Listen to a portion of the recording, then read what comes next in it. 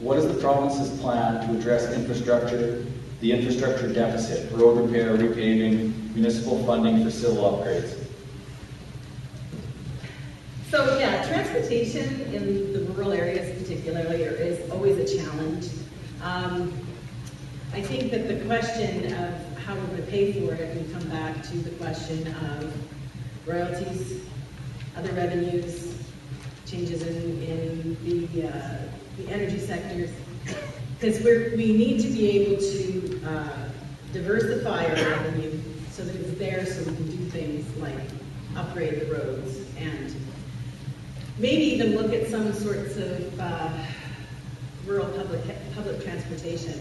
I lived in Korea for a couple of years in the 90s, and I was fascinated by how that country moved people in the rural areas. The trains ran on time, and I'm not sure how they did it. So I'm not sure I have an actual answer to this question, but it's something that I would really like to look into, because I think that with the type of technology that we have at our disposal, in terms of trains and fast trains and those sorts of things, I would like to see that sort of thing come to the rural areas, because it's a way to move people quickly and efficiently, and it doesn't rely necessarily on burning more fossil fuel. So again, I don't really have the actual answer for you, but those are the things that I would like to explore, because I think that the rural areas should have access to transportation. Okay, good question. Yeah, some of these roads in Alberta are terrible due to our weather. This is really annoying, hey? The Alberta Party wants to enter into a new partnership with municipalities, right? We want to strengthen our partnerships with various municipalities around Alberta. We want to provide stable and predictable long-term infrastructure funding for the municipalities.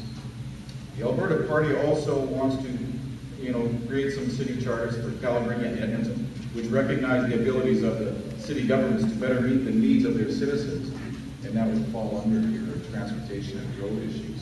Out here in the rural areas, I guess, as a leader, as an MLA, is to continue to foster the relationship with the county and the municipalities, town councils.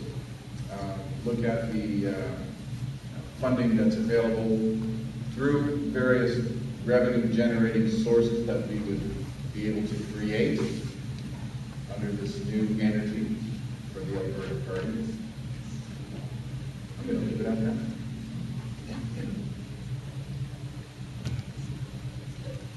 Well, thank you. Transportation is, because I live in the rural area, is something that is near and dear to my heart and to my soul, and I know how important that good roads are, not only in getting goods to market, but they are also the lifeline in many cases for our ambulance and our first response to make their way to our homes.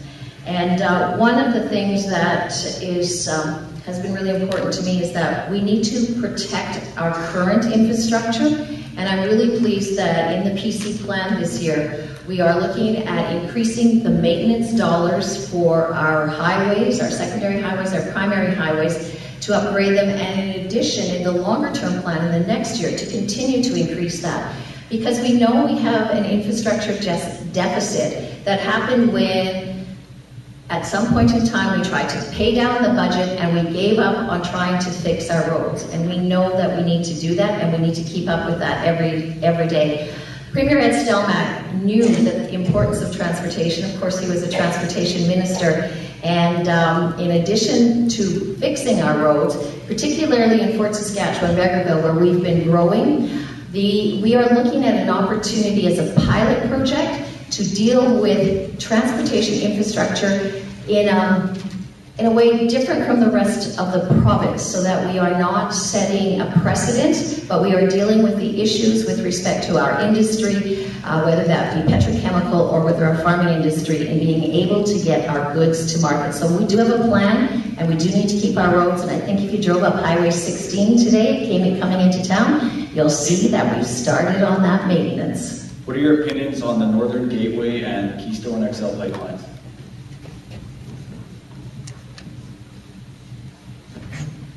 Well, we believe obviously that it's critical that we be able to access other markets. I know there's also a need to refine and keep some of the jobs here, but ultimately, even if we refine the product here and create the jobs here, ultimately that refined product will have to find its way to market, because I'm guessing we will produce far more than we will be able to consume, and so we will need to use those pipes to get this to market. So regardless of what's going in the pipe, we will need those pipelines to access those other markets, and we support those pipelines as a party.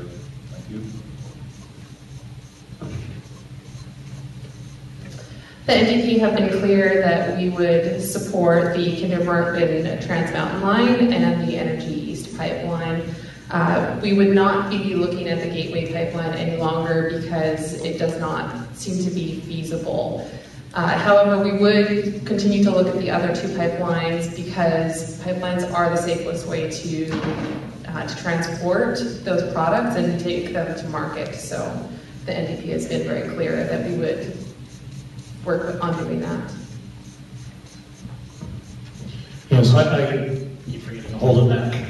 Yes, I agree with the two previous speakers to some extent, and more pipelines, they're safer for sure, especially what we see happen last year. And you don't realize how many rail cars have been damaged if you've ever been to the Procore shop where they fix them, or some of the other plants. They do a lot of damaged cars out there. Fortunately, the spills aren't big.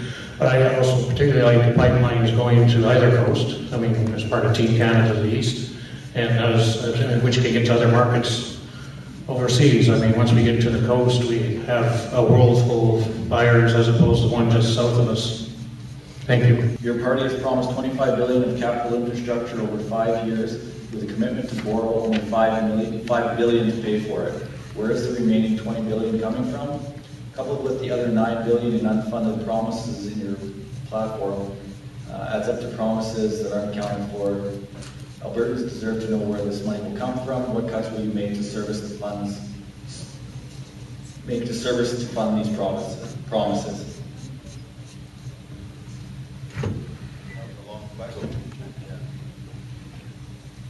That was quite a long question.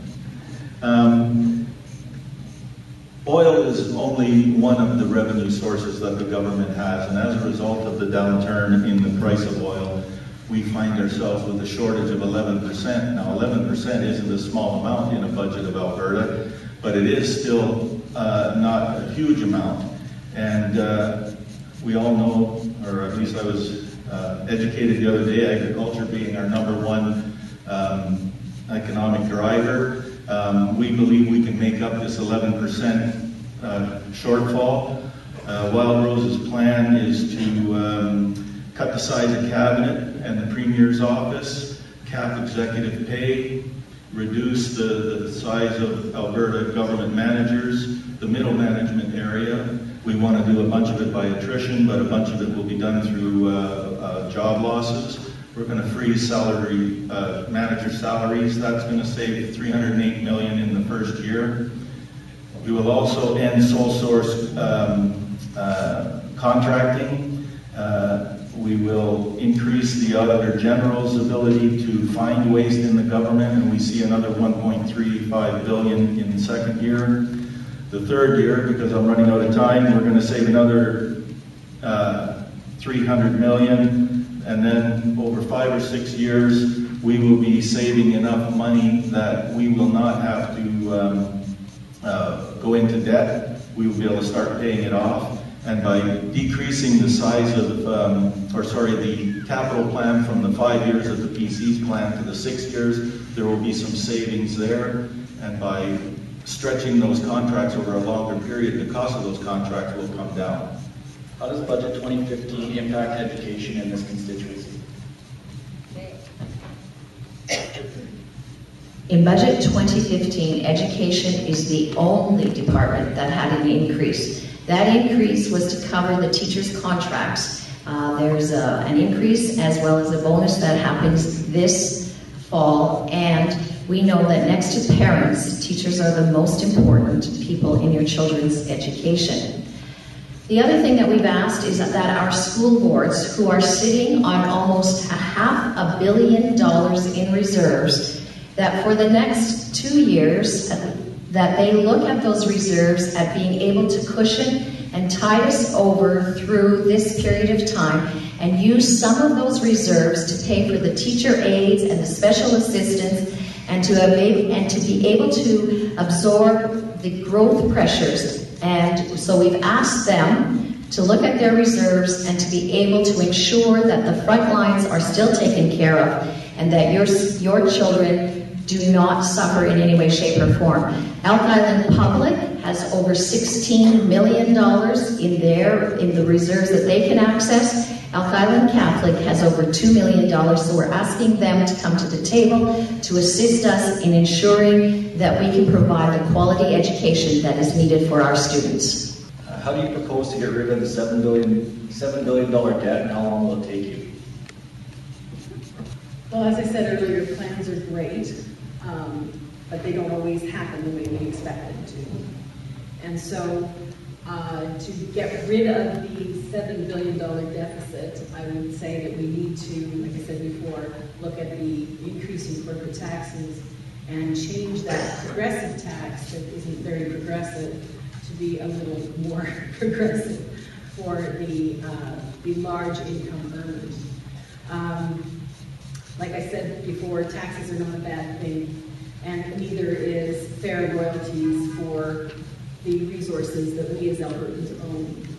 And so I have absolutely no problem with increasing royalties. I have no problem with corporate taxation. Although I would put a caveat on that I would probably exclude small business. That is not necessarily a Green Party platform. That's how I personally feel that the smaller businesses are the lifeblood of diversity in our economic system. So I'm talking about the larger corporations that have revenues of more than $500,000 a year. So that is what it would be incremental, just like when you're trying to pay down your personal debt.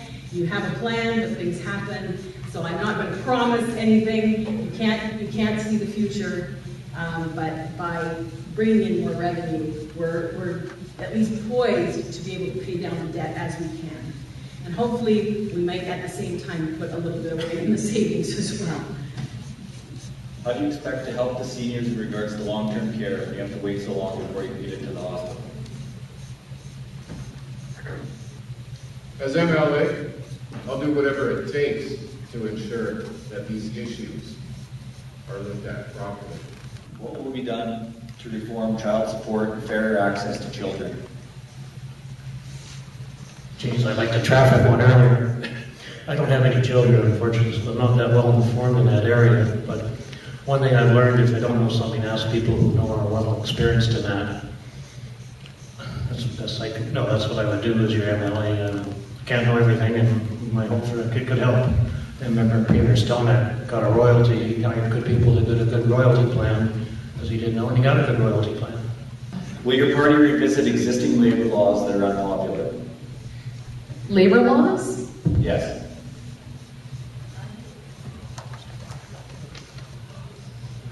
I'm not really sure what the labor laws are that are unpopular. I would be happy for whomever asked that question to talk to me more about that later. But in terms of labor, of unions, the NDP would not take union donations, as well as already not taking corporate donations for their political party. What strategies other than cash investment do the candidates have for solving the problems with the education system? What level of education, pro or junior high school, post-secondary? It's not specified. One thing, I went back for my master's degree when I was, well, in 1993. Unfortunately, I'd worked a bunch before that, so I could pay for myself. But I know a lot of people in the post-secondary, they have to get support from outside industries, which sort of stifles their creative engineering, in this case engineering or science or development of alternative stuff from like the chip, the diode, some of these stuff have been developed out of random research, it's called, which is how you inspire. If somebody's not telling you just to work on better concrete or something, even if they will pay for your research in electronics or something. That's how I approach that. From what I've been hearing from teachers and board members and trustee members is that it would be best to talk to those people that are on the front lines, like the teachers, to see what needs to be addressed, to work with those that know best in that field to see what can be changed. So that's what I think is the best approach, is to talk to the people that know the best, and that's the teachers.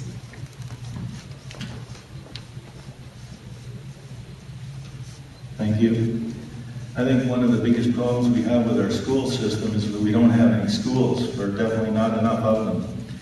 One of the things that we would do to, and this would ultimately affect the whole school system, is we would stop sole source contracting on these schools. We would make the contracts substantially smaller so that smaller contractors could bid on them, because currently they're so large that only the biggest corporations can bid on them. The result, of course, is that more local contractors will be able to bid. The jobs will stay local as they build the schools, because I'm sure there's lots of competent builders who could handle 1 or 2 schools. They just can't handle multiple schools beyond that. Once the size of the contract comes down, so will the bidding on them. And so therefore some savings will be realized as a result of having smaller bids and greater competition. So ultimately, even if we could hire a couple hundred teachers tomorrow, all we could do is double them up into classrooms. We wouldn't be able to give them a classroom of their own. So we look at doing that, and I said not to include funding, but we do plan on reducing the school fees, as I alluded to earlier, and that's for the core subjects. So it wouldn't count for electives and school trips to the zoo or that type of thing, but for the core subjects that are compulsory, there would no longer be school fees. What will you do about our dependence on oil? Well, sorry, wake everybody up here. We have a plan, a 3-year plan and a 10-year plan. And what we want to see in 10 years is that our dependence on oil revenue is approximately 12%, because we think that we can cushion that from year to year. And those of you who've lived around here long enough have gone through the boom and the bust cycle of the oil, and it goes up and it goes down. And so we need to get off of that roller coaster, and that's what the 10-year plan is set to do. In the short term, in the 3-year plan, we want to reduce spending. We have selective tax increases, so if you're going to speed and have a heavy foot, you're going to pay a little more, but you're going to make that call that way. And we're going to use the contingency fund to cushion as we change and we work from that dependence on oil. We know that in this budget, within 3 years, that no matter what the fluctuation is in the oil prices, we can balance the budget in 2017. So we've got the 3-year plan and the 10-year plan, because we know we cannot be relying on those oil revenues to cover our operational funds. We are committing to build them. Like I said, both parties have been aware of this for a long time, but the building of them seems to be short in supply. We also believe that it's important for our seniors to age at home. And our party is committed to putting $50 million in the first year towards home care, so that seniors can grow old at home where possible. And then after the first year, we intend to fund it as enrollment increases. So the more that people take advantage of the home care option, that's what we will do, and that will initially help alleviate a lot of the concerns with long-term care beds, because it takes a while to build them. But we can immediately start affecting the long-term care situation by funding home care, where most people would prefer to be anyways. Thank you. Our party has committed to and plans to expand long-term care capacity by adding an additional 2,600 beds in this upcoming year. We want to provide quality public home care support that recognizes the full range of services that seniors need in order to stay in their own homes. We want to ensure that the quality, affordable long-term care facilities are available, which allow couples to stay together when they require a higher level of care. We want to impose a moratorium on converting long-term care facilities to assisted living facilities.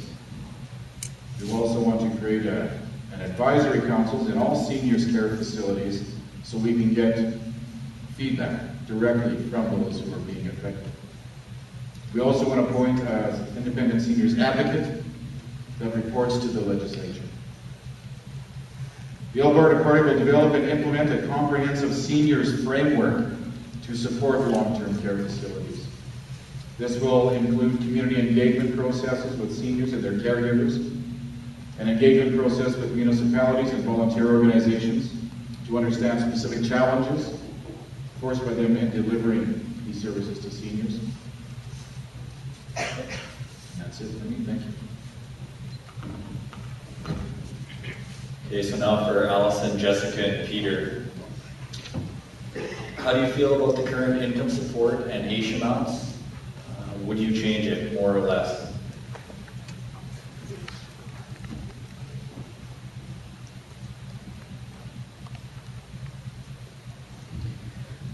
I think this is a really good question.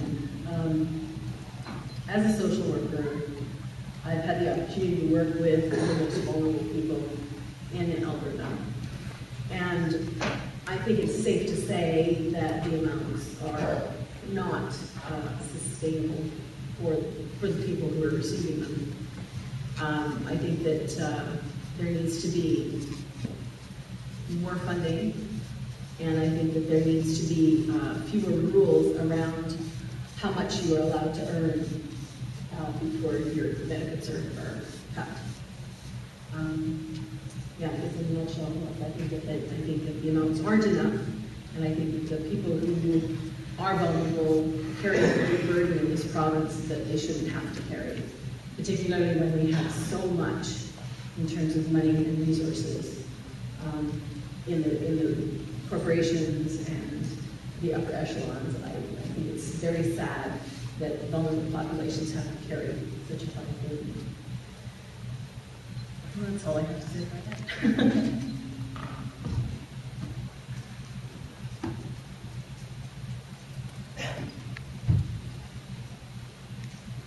Thank you. I appreciate the question. My mother is on AISH, and I know that some people agree with it and some people disagree with it. But I know that for the majority of people that do need to access to it, it's for a severe condition, and I can personally attest to that. And I can say that as for the amounts that are paid, I still have to help her financially.